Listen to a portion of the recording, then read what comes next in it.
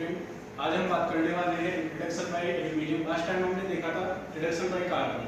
तो last time हमने ये भी डिस्कस किया था कि जो हमारे पास दो प्रोसेस हैं, रोस्टिंग और कैल्सिनेशन, वहां से हमें मेटल का ऑक्साइड मिलता है।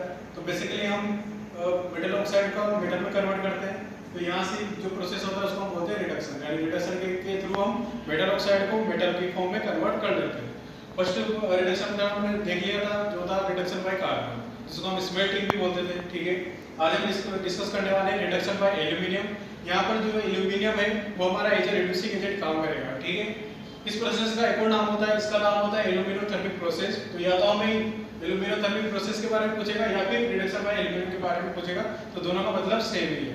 तो अगर हम बात करें इसके अंदर कि यहाँ पर क्या हुआ कि अगर तो हमें कोई अगर मेटल ऑक्साइड गिवन है, तो जब हम इस मेटल ऑक्साइड की रिएक्शन एल्यूमिनियम के साथ कराएंगे at a very high temperature पर जब हम मेटल ऑक्साइड को की रिएक्शन कराते हैं एल्यूमिनियम के साथ, तो ये मेटल की फॉर्म में कन्वर्ट हो जाता है।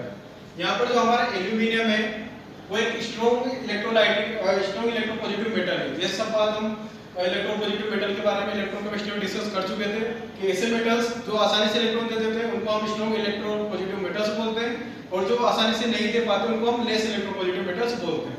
तो हमारा जो एल्यूमिनियम है वो एक स्ट्रॉन्ग इलेक्ट्रोपॉजिटिव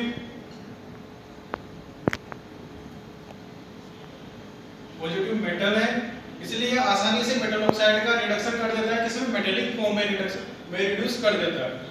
लास्ट टाइम हमने देखा था कि जो कार्बन है वो भी सिर्फ ऐसा ही काम कर रहा था कि वो भी मेटल ऑक्साइड को मेटल में कन्वर्ट कर रहा था। लेकिन कुछ एक ऑक्साइड हमारे पास ऐसे हैं जैसे Cr2O3 manganese tetra oxide Mn3O4। ये ऑक्साइड ऐसे हैं कि जब हम इनकी रिएक्शन कार्बन या कार्बन मोनोऑक्साइड के साथ कराते हैं, तो हमें इनकी मेटलिक फॉर्म नहीं मिल पाती, क्योंकि जो कार्बन या कार्बन मोनोऑक्साइड है वो इनको रिड्यूस नहीं कर पाती। इसलिए हम इनको रिड्यूस करने के लिए एक स्ट्रॉन्ग इलेक्ट्रोपॉजिटिव मेटल का यूज करते हैं, जो है हमारे पास एल्यूमिनियम। ठीक है, तो यहाँ पर जो एल्यूमिनियम है वो एज ए रिड्यूसिंग एजेंट काम करता है। Aluminium act as reducing agent.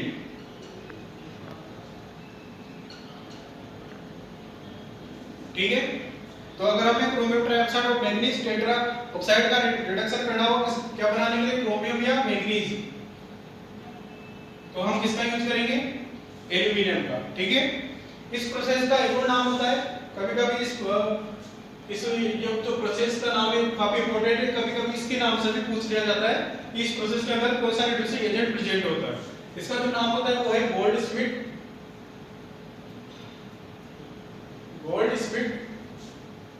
Thermite process.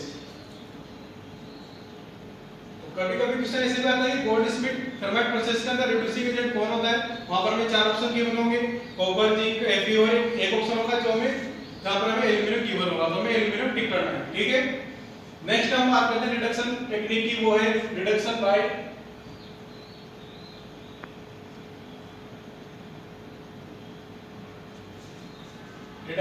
Heating in air.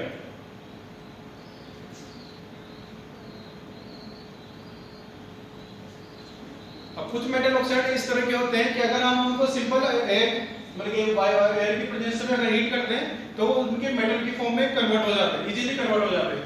तो इस टाइप की रिडक्शन टेक्निक को हम बोलते हैं ऑटो रिडक्शन।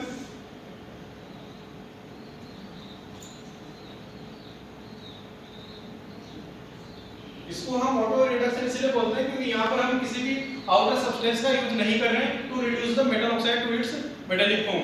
जैसा हमने देखा था कि अगर हम कार्बन का यूज करते हैं तो वहां पर हम फर्स्ट जो हमारी रिडक्शन टेक्निक थी उसके अंदर हम कार्बन का यूज कर रहे थे, सेकेंडरी रिडक्शन टेक्निक के अंदर हम एल्यूमिनियम का यूज कर रहे थे।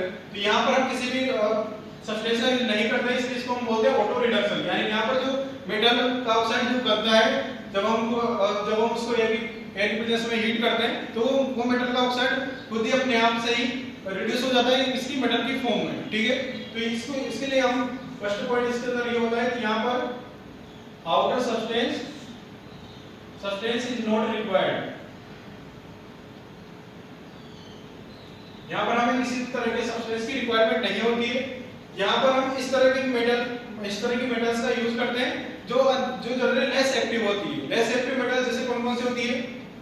लेस एक्टिव मेटल्स, ऐसी मेटल्स जो जनरली ज्यादा एक्टिव और ज्यादा रिएक्शन में पार्टिसिपेट नहीं करती, जैसे हम बात करें मरकरी की, तो हमने देखा कि मरकरी जो होता है वो ज्यादा एक्टिव मेटल नहीं होती, काफी लेस एक्टिव मेटल होती है, ठीक है। और भी हम बात कर सकते हैं लेड, लेड का भी अगर लेड भी जो होती है वो भी लेस एक्टिव मेटल होती है। यहाँ पर एक और मेटल की बात करने वाले हैं कॉपर। कॉपर का भी हम रिडक्शन कर सकते हैं बाय ऑटो रिडक्शन टेक्निक, ठीक है। अब बात करते हैं इनकी एग्जांपल की। अगर हमने लिया सिल्वर, सिल्वर क्या है, एक मरकरी का और है, ठीक है। सिल्वर हो गया AgS।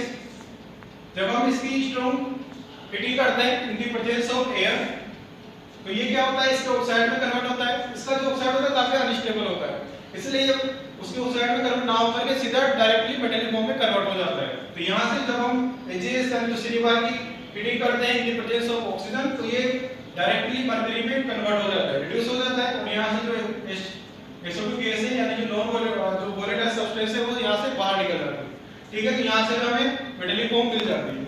अब अगर हम बात करें कॉपर की, तो कॉपर का जो और था वो था कॉपर ग्लास U2S, हम पढ़ चुके। तो जब हम इसकी स्ट्रॉन्ग हीटिंग करते हैं in the presence of oxygen, तो ये यहां से किस में कन्वर्ट हो जाता है, क्यूप्रिक ऑक्साइड में कन्वर्ट हो जाता है, और यहां से जो वोलेटाइल सब्सटेंस है यानी SO2 गैस है यहां से बाहर निकल जाती है। सेम यही प्रोसेस हमने देखा था रोस्टिंग में। तो ये वाला जो रोस्टिंग के अंदर हम क्या करते थे कि अगर हमारे पास कोई भी सल्फाइड का ओर है, ये दिख रहा है यहाँ पर सल्फाइड का ओर है, जब हम उसको एयर की प्रेजेंस में हीट करते हैं तो उसका ऑक्साइड हमें मिल जाता है। यहाँ पर हमें ऑक्साइड मिल रहा है, ठीक है। तो इस टाइप के रिएक्शन को हम बोलते थे रोस्टिंग। तो ये जो प्रोसेस हो रहा है ये हो रहा है रोस्टिंग। ये जो ऊपर वाला प्रोसेस को हम रोस्टिंग नहीं बोल सकते। क्यों नहीं बोल सकते, क्योंकि यहाँ पर सल्फाइड के का जो ओर है उसको एयर की प्रेजेंस में हीट तो कर रहे हैं, लेकिन यहाँ पर हमें जो मिल रहा है वो मेटालिक ऑक्साइड नहीं है, यहाँ पर हमें मिल रहा है वो है मेटल, ठीक है। इसको हम रोस्टिंग नहीं बोलेंगे। एक सेकंड वाला जो रिएक्शन है वो रोस्टिंग रिएक्शन है, ठीक है। अब यहाँ पर जो क्यूप्रिक ऑक्साइड बनता है, ये यहाँ पर जो हमें क्यूप्रिक ऑक्साइड बनता है, ये क्यूप्रिक ऑक्साइड कॉपर ग्लास के साथ रिएक्शन करता है, और रिएक्शन करके इसका रिडक्शन कर देता है किसमें, कॉपर में, ठीक है। और यहाँ से जो SO2 गैस है वो बाहर निकल जाती है, ठीक है। अब यहाँ पर हम देख रहे हैं कि हमने यहाँ पर ना कार्बन का यूज किया है रिडक्शन कराने के लिए, ना एल्यूमीनियम का यूज किया है। यहाँ पर क्या हो रहा है कि अगर बस इसको हम एयर की प्रेजेंस में हीट कर रहे हैं, यहाँ से हमें क्यूप्रिक ऑक्साइड मिल रहा है। ये cupric oxide further copper glass के साथ रिएक्शन करता है और यहाँ से हमें कॉपर मिल रहा है, यानी मेटालिक कॉपर मिल रहा है। जैसे इस टाइप की रिएक्शन को हम बोलते हैं ऑटो रिडक्शन,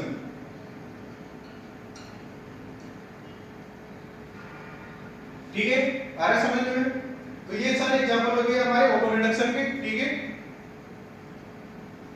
नेक्स्ट हम बात करते हैं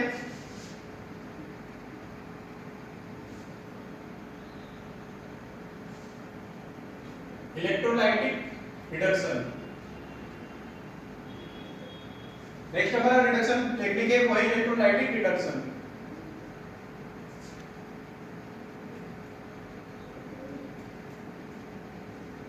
इलेक्ट्रोलाइटिक रिडक्शन के अंदर क्या करते हैं कि ऐसी मेटल्स जो हाईली इलेक्ट्रोपॉजिटिव मेटल्स होती है, अभी तक हम जिनके बारे में बात कर रहे थे वो या तो लेस इलेक्ट्रोपॉजिटिव मेटल्स थी, मेटल्स के ऑक्साइड थे, या फिर लेस एक्टिव मेटल्स थे। अब हम बात करते हैं कि अगर हमारे पास है highly electropositive metal, highly electropositive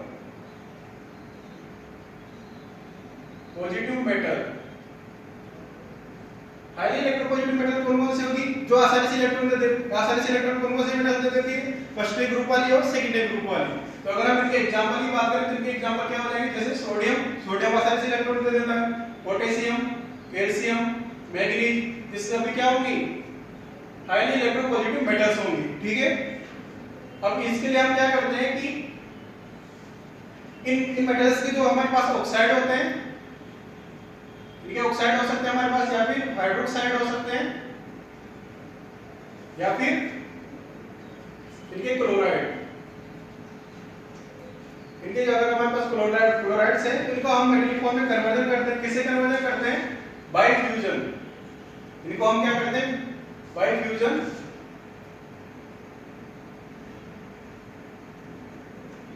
fusion का मतलब क्या है, उसको फ्यूज कर दिया। जैसे अगर हमारे पास है NaCl, तो NaCl को जब हम फ्यूज करेंगे तो किस में कन्वर्ट हो जाएगा, Na+ और Cl- में कन्वर्ट हो जाएगा, Na+ और Cl- में कन्वर्ट हो जाएगा, यानी कि इसके जो दोनों इलेक्ट्रॉन है वो आप आसानी से मोशन कर सकते हैं।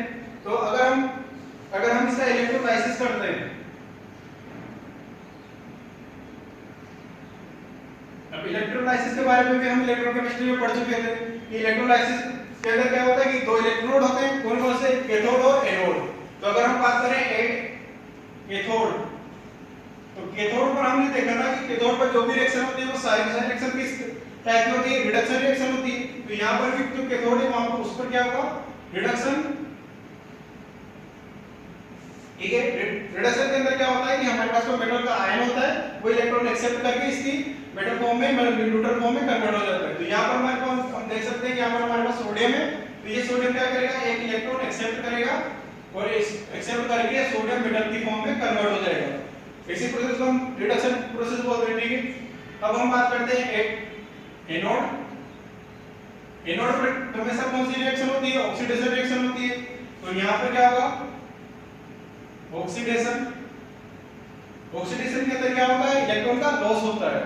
ठीक है, यहाँ पर हमारे पास है Cl माइनस, तो Cl माइनस क्या करेगा, एक इलेक्ट्रॉन का लॉस करेगा और क्लोरीन एटम बनाएगा। हम जानते हैं कि क्लोरीन कभी भी एटम की फॉर्म में नहीं मिलता है, इसलिए एक क्लोरीन एटम दूसरे क्लोरीन एटम के साथ रिएक्ट करेगा और रिएक्ट करके क्लोरीन गैस बना लेगा। ये क्लोरीन गैस एनोड पर बन रही है यहाँ पर, और जो सोडियम मेटल हमें मिल रही है वो मिल रही है कैथोड पर। ठीक है,